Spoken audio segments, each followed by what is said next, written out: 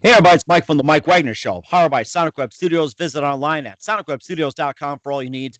Looking at a professional website without breaking your budget? Sonic Web Studios is the answer. Sonic Web Studios offers fast, affordable custom web designs at below the competition way. Call today at 1-800-303-3960. That's 1-800-303-3960. Or email to support at sonicwebstudios.com.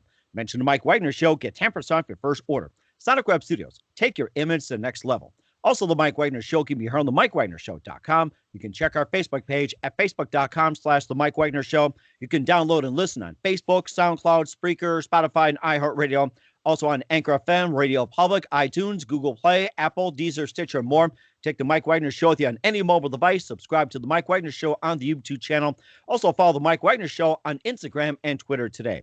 We're here with a wonderful lady from New York City. She's an actress, comedian, on-camera host, and model. She's also got a book on Amazon called She's the Last Model Standing. And yes, I don't know if she is the last model standing, but she makes her statement as well, too. She's also been and done Whispers and Witnesses, Fragile Beauty, A Visual Journey, Model with a Mission, and she's just has a lot of things going on. She's been described as a Kathy Griffin of fashion. So live, ladies and gentlemen, from beautiful New York City, inside the Big Apple, where the last model standing is Wendy Stuart Kaplan. Wendy, good morning, good afternoon, good evening. Thanks for joining us today. Thank you so much for having me. I feel like I'm right in your state right now. Like I left the Big Apple, and I'm right there next to you. Isn't that great? Oh, it's lovely too. Yes, it's like, we can be across a pond and feel like neighbors. That's what the internet and social media is all about. Thank God. So right? Like I'm in your studio and you're in my living room and here we are. Nice to meet you. And you too. Thank you very much. So you've been an actress, comedian, on-camera host, and model for quite some time. You're from New York City. You've got a new book called She's the Last Model Standing, available on Amazon. You've also got Whispers and Witnesses, Fragile Beauty, A Visual Journey, Model with a Mission, and you're described as the Kathy Griffin of fashion. And of course, you've got some great stories and, a lot of experience and everything. But first, before we get into all that, tell us how I got started. I got started by coming to New York after college, right? Went to every model agency and got turned down, okay? But I persevered because from the time I was a little kid, I knew I wanted to be a model. I remember saying to my mother two things. I was going to be a model in New York, a fashion model, and I wanted to go to Africa. So what's so cool about all of this, if you went through my book, right? Come to New York, get started in modeling, and I've been modeling for 40 years and I'm still going strong. That's why I decided to write a book called She's the Last Model Standing. But I like to tell people it really is a metaphor because it's a book of inspiration. It shows that no matter what happens in your life, you're still standing. And in my case, I am the last model standing. That is amazing too. And of course, you worked with a number of models as well too. Maybe just share some stories on some of the models you have worked with and did the runway and on camera, everything else. Maybe some of the models you worked with, maybe some interesting stories. Well, I've really done it all. What's interesting about a lot of the top models that you would have known from years ago, Cheryl Tiegs, Linda Tanjay, a lot of them started at the same time I did. I'm still doing it. Can you believe it? That's amazing. I know, and I never expected that things would turn out that way. You know, when you have your life plan, like I'm sure you have a life plan, right? How things are going to go.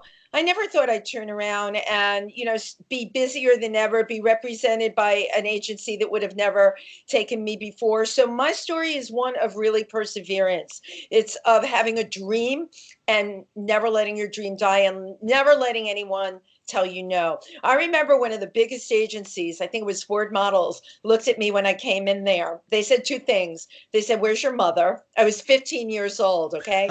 By myself. How's that for guts, right? And I remember having mascara on my lashes, like a quarter of an inch thick, real. Oh, my. Oh, I thought I looked beautiful, right? They said to me, "Where's your mother?" And she looked at the pictures that I had, the few pictures, and she said, "I'm sorry, dear, the angles in your face don't match the angles in your body." Now, what the heck does that mean? Certainly when you're a 15-year-old kid, you're thinking, okay, my head should be on someone else's body. Maybe that's what they're saying. But you know what, Mike? I just refused to stop. And it's my personality. I won't take no for an answer. I'm a very determined person. Anything I've wanted to do in my life, I've done. And, when you think I've been doing modeling all this time and along the way started doing acting, right? Been in films, did stand-up comedy. Let me tell you something. How dedicated was I to stand-up? I was 9 months pregnant. And Wow. yeah. And You delivered. there, You delivered. I thought to myself, this baby is going to be born in a comedy club. Is this something that we want? How will it affect her later on in life?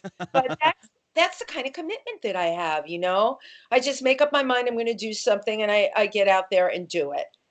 That's amazing, too. And I can imagine you up on stage and you're like, like that. And all of a sudden it's like, she comes out. Oh, she was born laughing. Yeah, right. I love it. But that was a book, I think, by Joan Rivers, Enter Laughing. I think it was. Enter Laughing. That's a good one. Enter Laughing. You like that. So I really have run the gamut of just about everything. And in the last, I want to say 10 years, started doing these documentary films that I host. And I tell stories that nobody else is telling. Remember, I told you, like early on in the game, I knew I wanted to go to Africa. Well, when I was 21, I got into a college program and I went to Nigeria to live with the Yoruba people and study Shango, the god of thunder. Do you know anything about traditional religions? I have studied those in my college days, but what you had presented about with the god of thunder, and I'm probably having a little trouble with some African names. I think my tongue is literally tired right now trying to do that. And of course, that's why I've got something to drink, a little bit of coffee. And you can just tell us all about the god of thunder. So Shango was the god of thunder, and I thought it would be an interesting subject to work towards my master's on. And I went and lived with the Yoruba people who believe that he is terribly powerful, right? Can make a huge difference in their lives in so many ways. If somebody is sick and they take in the spirit of Shango, they'll get better. So I found that completely fascinating, that a person's personal belief could change their life. And you find that, of course, with traditional religions. They believe in deities and the power of those. So there I was, 21 years old, living in Nigeria in a village called Ife, with blonde hair down to my waist, going to rituals and all kinds of things that had to do with African deities. People were amazing to me there. It was like I was just treated unbelievable. And anytime I met somebody, they would want me to meet their grandfather and their aunt and their uncle. And it's African custom that you never say, oh, I can't do that. You say, yes, I would love to come for dinner. So I hitchhiked around the country. All right, not a care in the world, never thought about anything happening to me. Ended up in Kano, which is the northern part, and that's where the Boko Haram are. But in those days, they didn't call them that. They had a different name, but they were still just as dangerous. And I remember one day I was in town trying to change money on the black market, right? I just became like a local person there. If I needed money, I would change my American dollars on the black market. They loved American dollars. And all of a sudden, these guys come riding into town and their faces are completely covered in like black gauze. And all you could see were their eyes. And they had long sabers on their horses. And I asked somebody that spoke English there, I'm like, who are they? And at the time, they weren't called the Boko Haram, but that's who they were. And I had no idea that I was in danger up there. I never thought anything could happen to me. Listen, when you're 21, right? What can happen to you? Think about what you were like when you were 21. I can imagine as well, too. Of course, I lived a normal life as well, too. 21, hey, get a free drink and everything else. But your story is just fascinating as well, too. We'll talk more about Africa and some of your ventures as well, too. But first, listen to The Mike Wagner Show at themikewagnershow.com, powered by Sonic Web Studios. Visit online at sonicwebstudios.com for all your needs. Looking for a professional website without breaking your budget? Sonic Web Studios is the answer. Sonic Web Studios offers fast, affordable custom web designs at below the competition way. Call today at 1-800-303-3960. That's 1-800-303-3960. Or email to support@sonicwebstudios.com. Mention the Mike Wagner Show. Get 10% off your first order. Sonic Web Studios. Take your image to the next level. Also, the Mike Wagner Show can be heard on themikewagnershow.com. You can check our Facebook page at facebook.com/the Mike Wagner Show. You can download and listen on Facebook, SoundCloud, Spreaker, Spotify, and iHeartRadio. Also on Anchor FM, Radio Public, iTunes, Google Play, Apple, and more. Take the Mike Wagner Show with you on any mobile device. Subscribe to the Mike Wagner Show on the YouTube channel. Also follow the Mike Wagner Show on Instagram and Twitter today. We're here at actors, comedian, on-camera host, and model, and world traveler, Wendy Stuart Kaplan from New York City.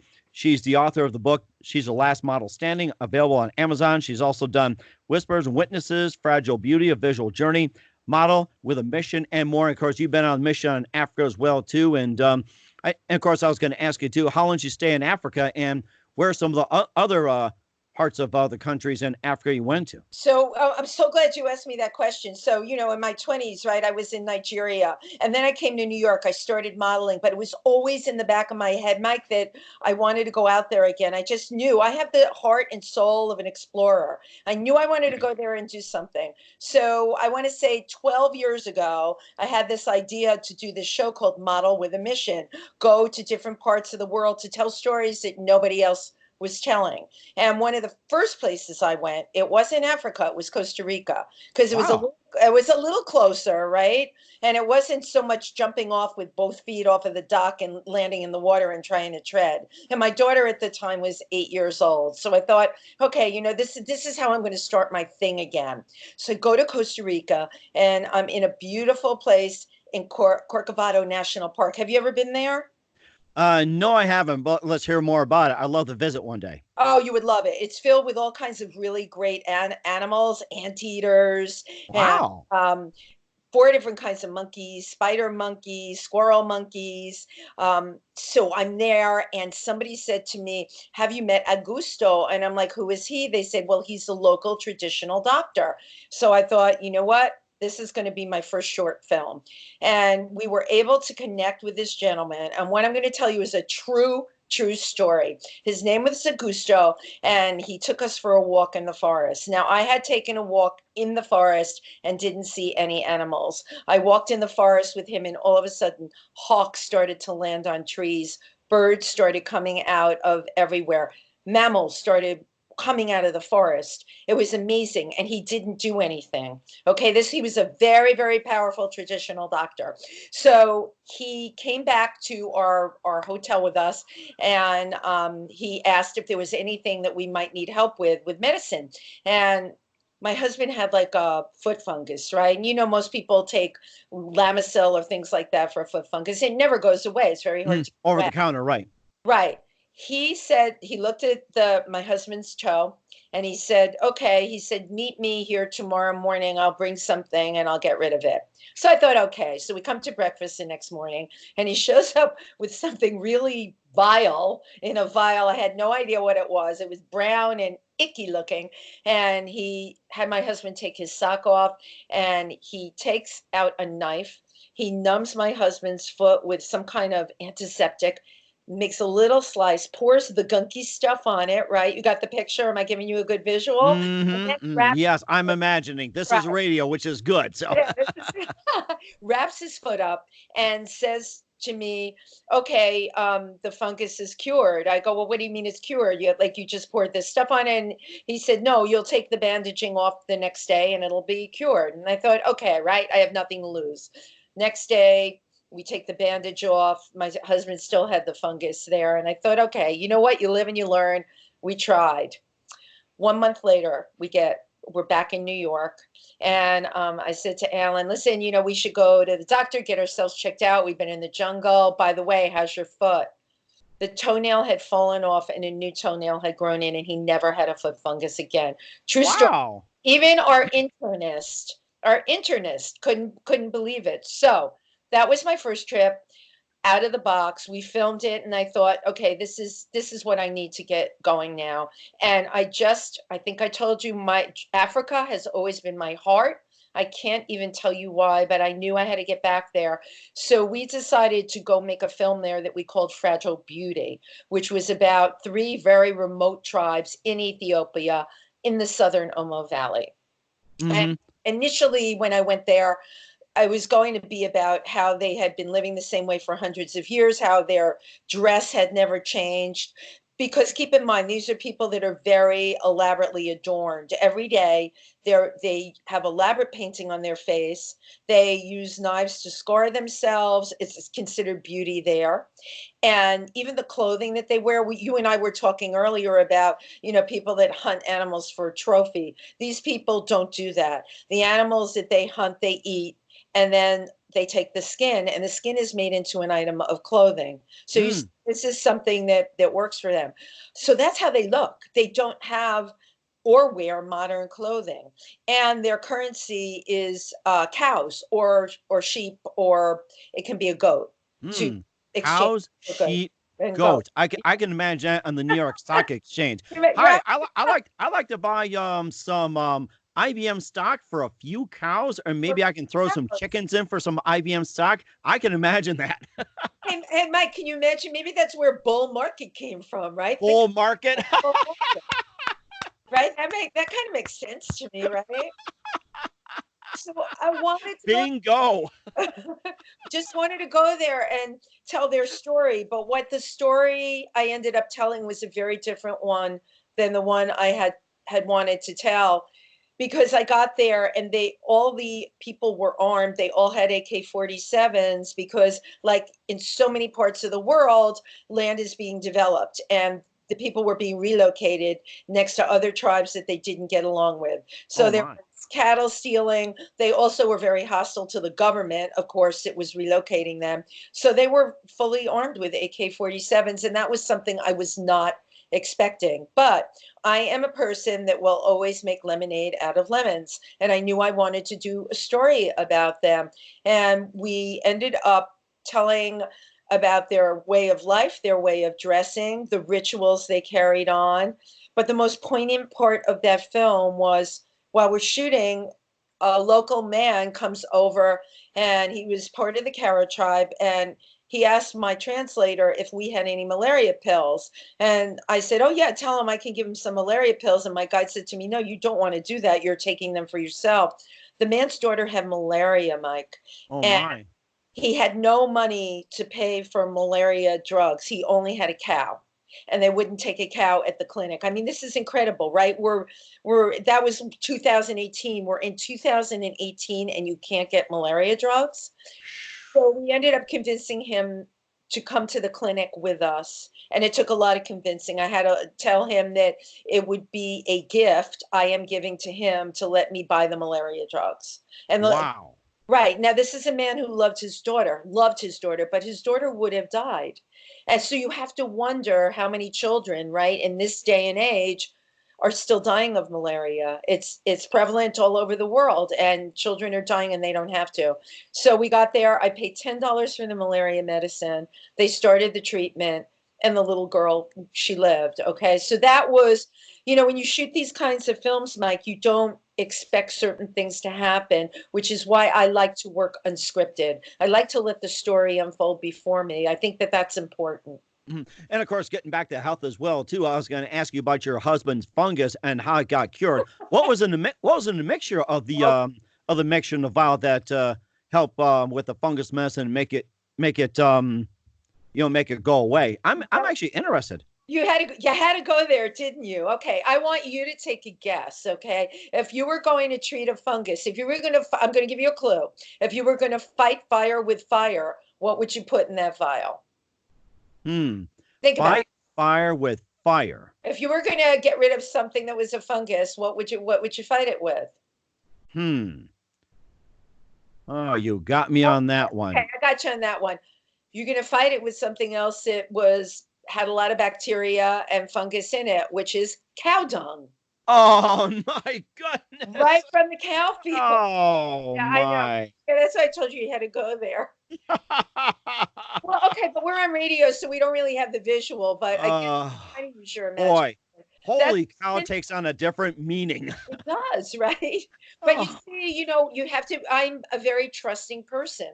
And I totally believed what this man was going to do. And I just let it happen. Sometimes you learn it when you're dealing with remote cultures. Don't ask too many questions. Just let them do what they know how to do the best, right? So yeah, it was cow dung. Are you impressed? and, I'm impressed. I thought that only occurred like in fertilizer and cow chip bingo at state fairs. I guess I have to find a way to get fungus on my toe and go to the state fair and ask to out to stick my foot into cow dung and try to get rid of fungus. I'll try that this summer. You know what? Maybe it'll work, and you can get on your show and broadcast it to people. And I bet you'll have some good followers. I think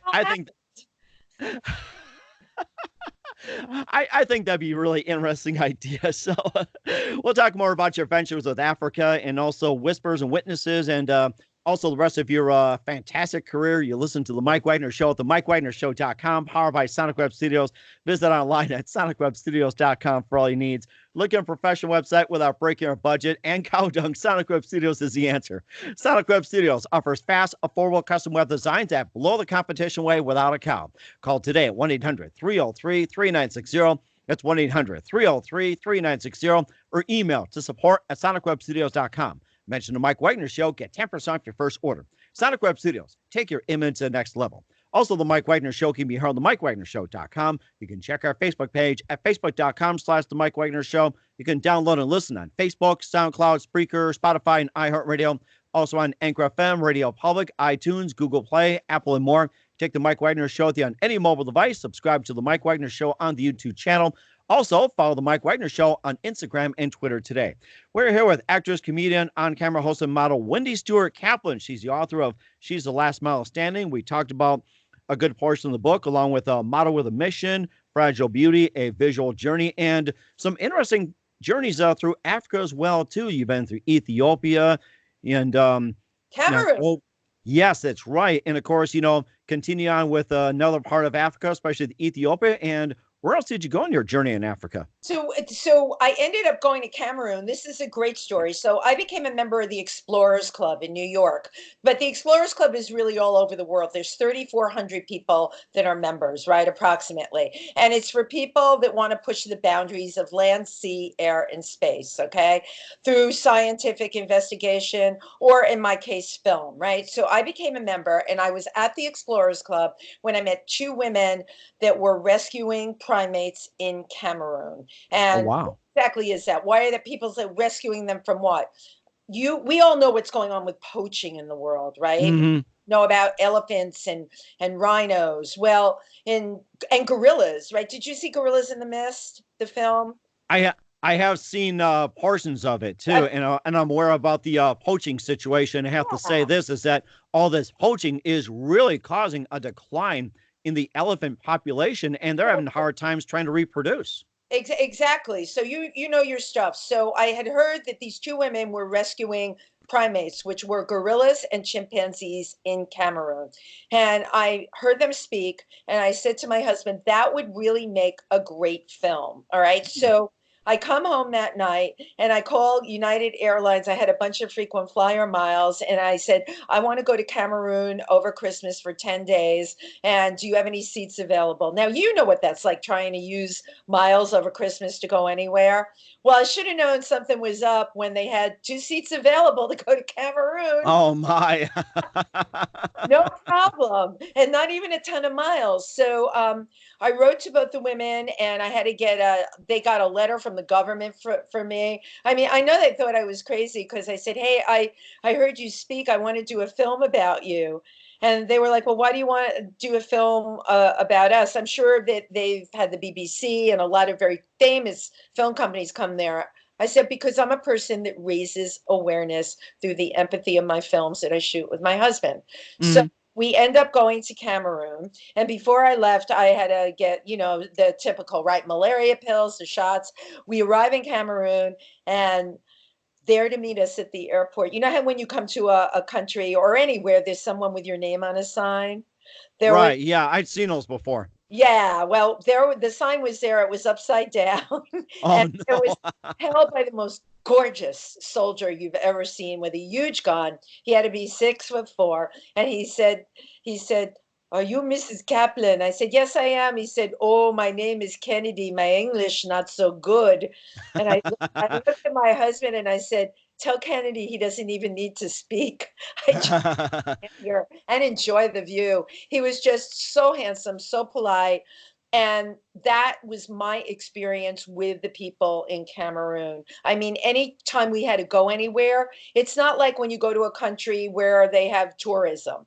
When they don't have tourism, you have to rely on the local soldiers, and they were really amazing. So we went and did a film about these women in these rescue centers, 10 hours apart.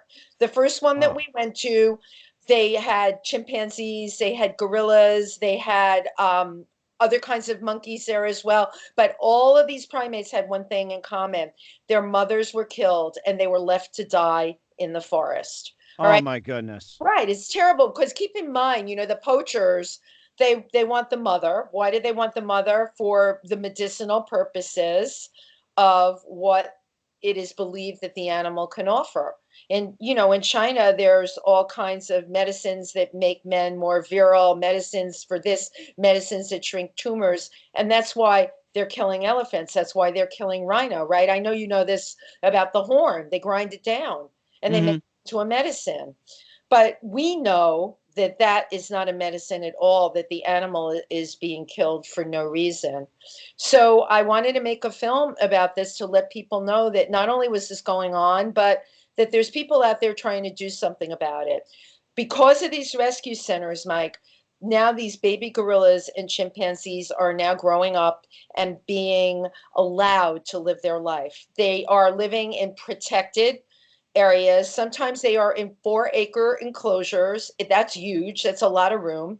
They can never be like just taken anywhere and released because the same thing will happen again. That's what's going Hmm. on in a lot of the African parks, right? Where the animals run free. They find bunches of them gunned down. Oh, that is so sad.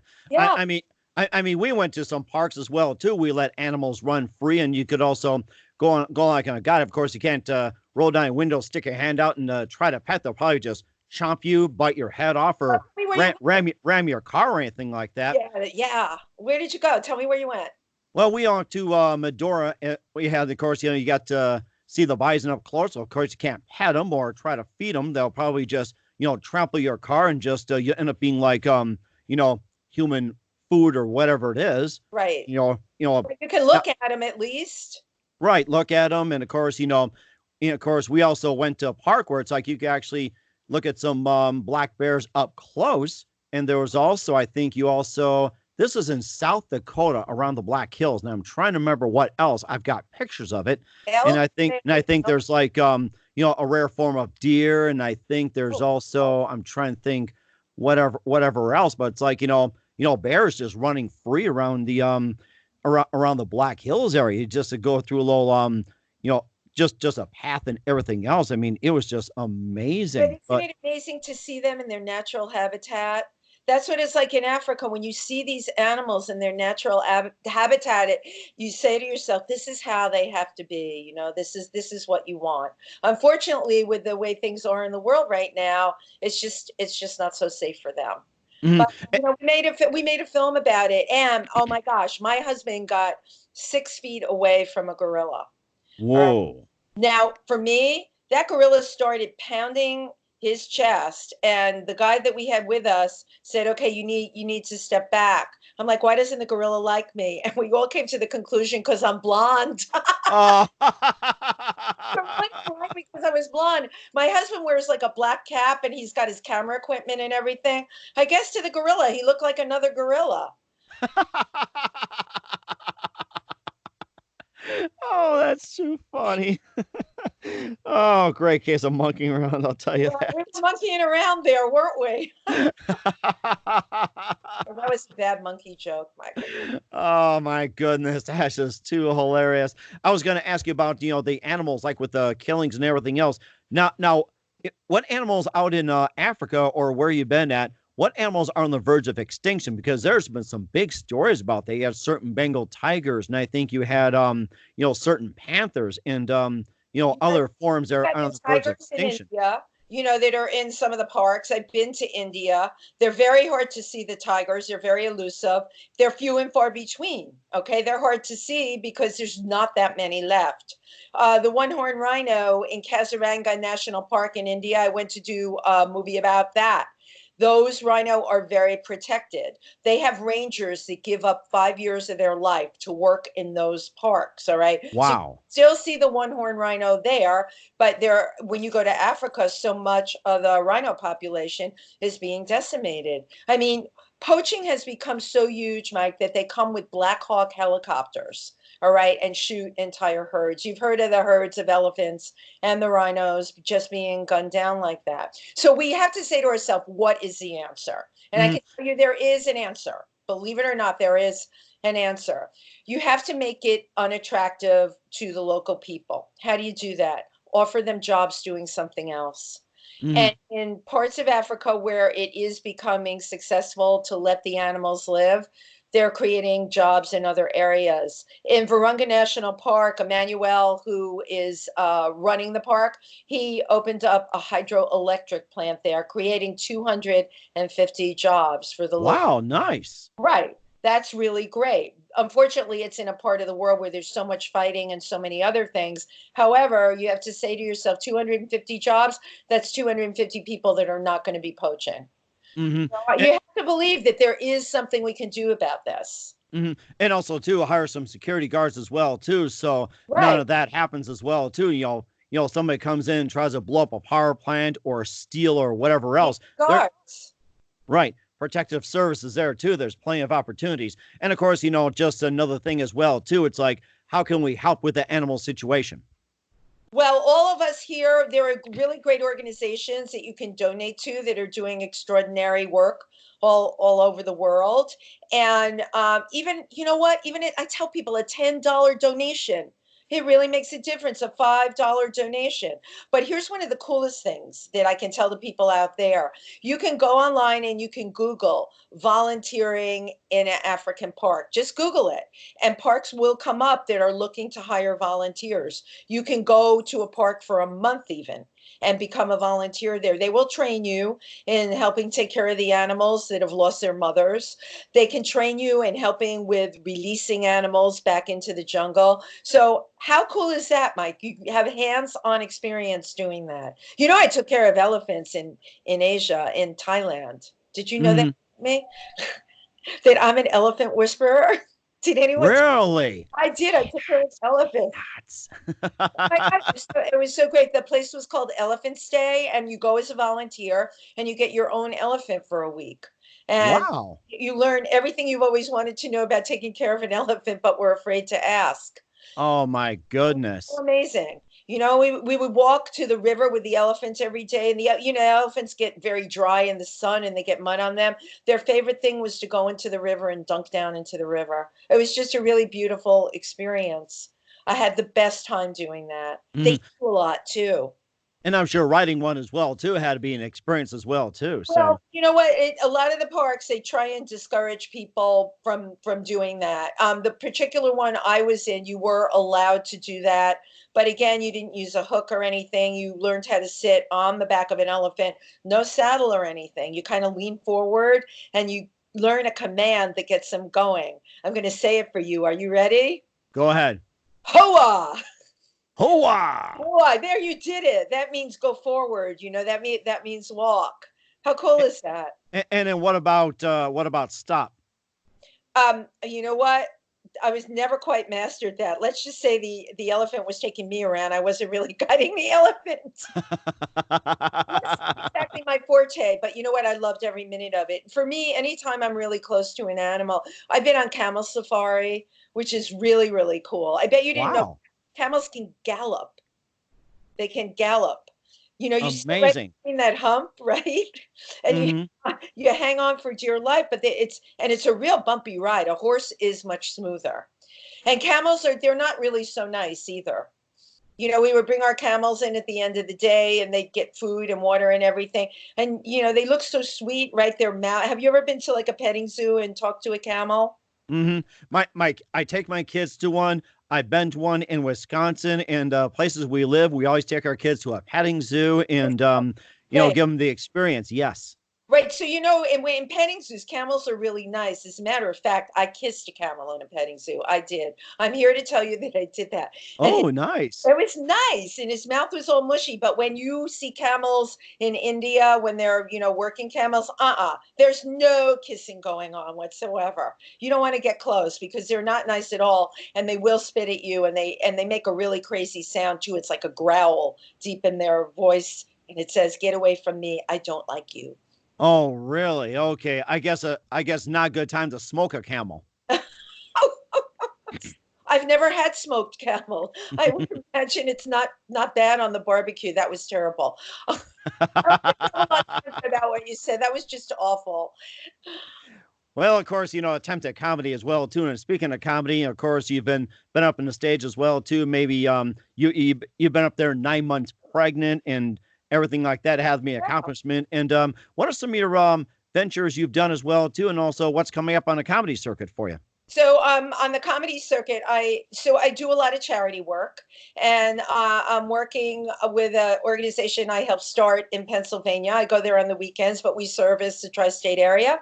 It's called Triversity, and we have a talent show coming up called Triversity's Got Talent, and we will be raising money. We're a non-for-profit, but we're raising money for another non-for-profit for our ecumenical food pantry. Getting food nowadays has become challenging Oh, for yes. people. It's a real problem. So we have a wonderful food pantry there. We'll raise money through our talent show. And I think we've got 12 acts, and I'll be one of the hosts. There's two other hosts besides me. But one of the most exciting things I'm going to be doing an opening singing number with our executive director, and we're going to be Sonny and Cher.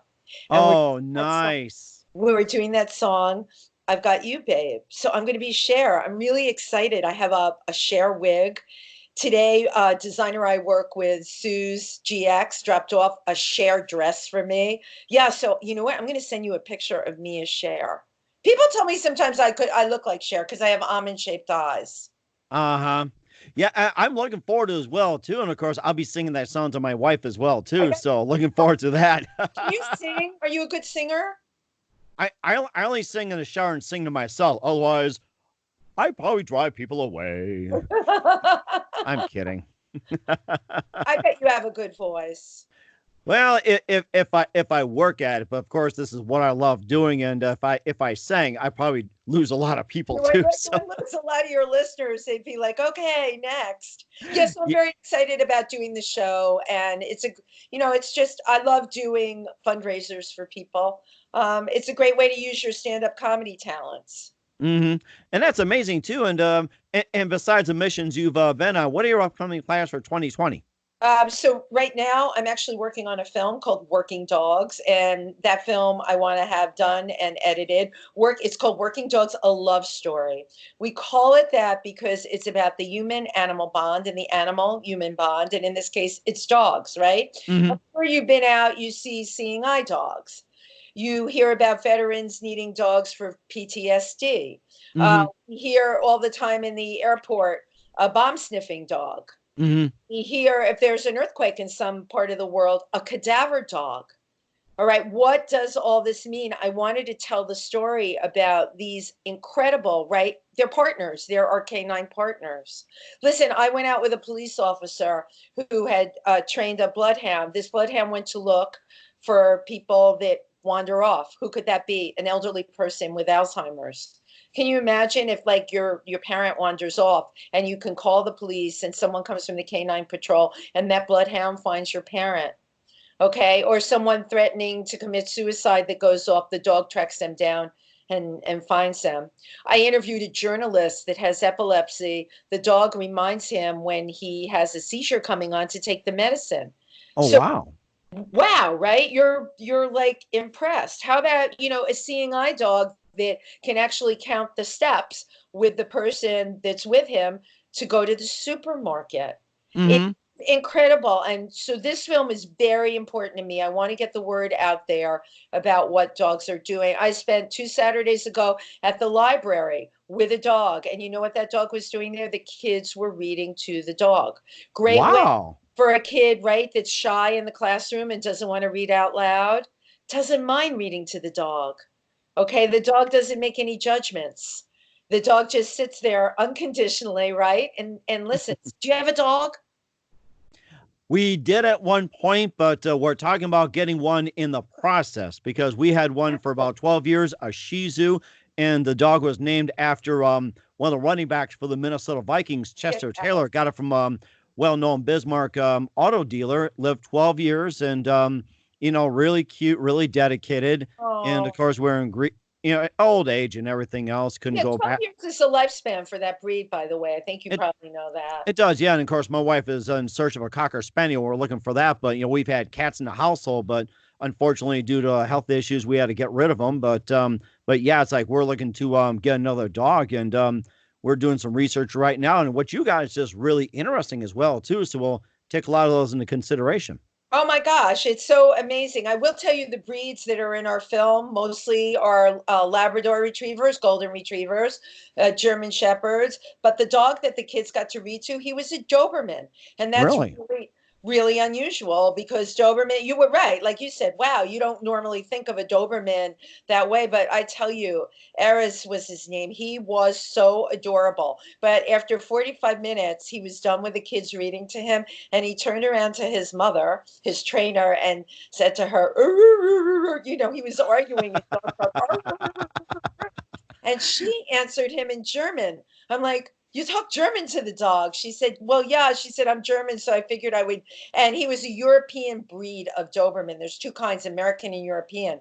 He Oh, came really? from Germany. So she spoke to him in German. Can you believe that? And the dog understood.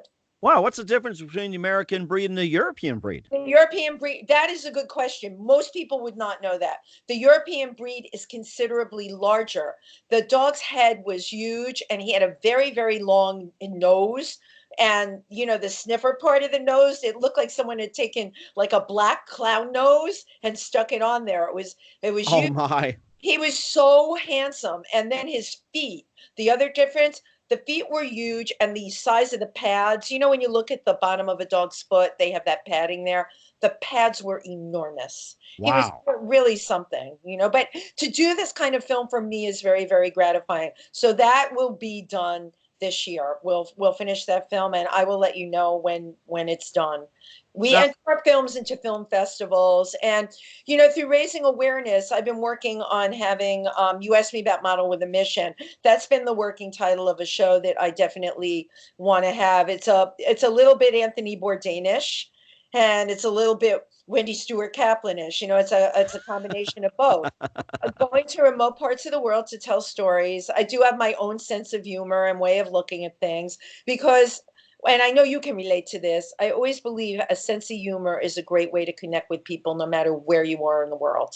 and the best medicine as well too. A Yes. cure for a lot of things. Yes. Laughter is the best medicine. That's true too. And of course, I was going to share a little story as well too about Patch Adams. I'm sure you heard about this, but Patch Adams wanted to start up a hospital and didn't believe in medicine. He used laughter, put on a clown act, and told jokes and entertained kids. And it showed that the kids healed much faster than it did with the actual medicine. Yes. Yes. Absolutely. Absolutely.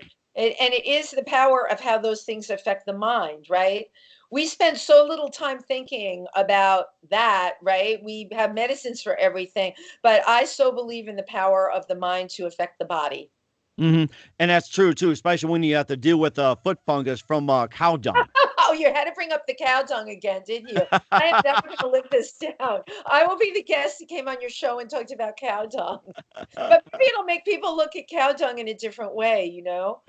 Well, of course, with natural medicines out there, so you got to There try you go. something. So, yeah, There you go. Absolutely. that's a good thing, too. And of course, we're here with Wendy Stuart Kaplan, actress, comedian, on camera host, and model here on The Mike Wagner Show. You've been fantastic. Looking forward to having you again soon. And, just keep us up to date. And just a couple Always. of things. Who do you consider biggest influence in your career? Oh God, believe it or not, my husband has been the wind beneath my wings the whole time. Anytime I thought that's like, why am I doing this? He's like, you can do it. You need to do it. You need to get your message out there. You have the talent. So when you have a partner that's your driving force, you can do anything. hmm That's fantastic. What's the best advice you can give to anybody at this point? At this point, there's a lot going on in the world that discourage people. You know, you can listen to the news, but I wouldn't put it on like for hours the way some people do.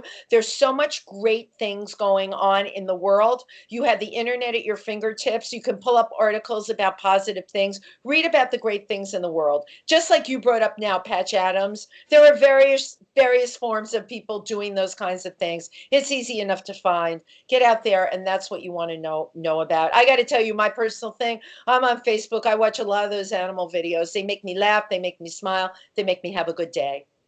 That is too, and of course, you know, basically you had a lot of influences in your career. It's like, who are some of your favorite actors and comedians and writers growing up as well too that shape who you are today? Oh, well, of course, you know, I love Meryl Streep.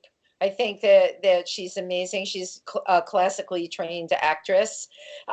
In terms of writers, Carson McCullers, Heart is a Lonely Hunter. I think I must have memorized that book. There was something about that book that absolutely spoke to me. And I just, believe it or not, I loved Rodney Dangerfield. You know, I can't get no respect. I love, right? I mean, how many times do we find ourselves quoting what he said? I can't get no respect. Even sometimes I get no respect. You I get have to no say that. respect. Oh, And of course, you know, quoting Rodney Dangerfield, and I apply this all the time, me being a sports fan, a hockey fan, that I went to a boxing match in Chicago and a hockey game broke out. oh, you are a funny guy. Funny guy, yeah. You are a funny guy. Don't quit your day job. I don't intend to. This is what I love here. This So is passion, right? You're on fire. that's right.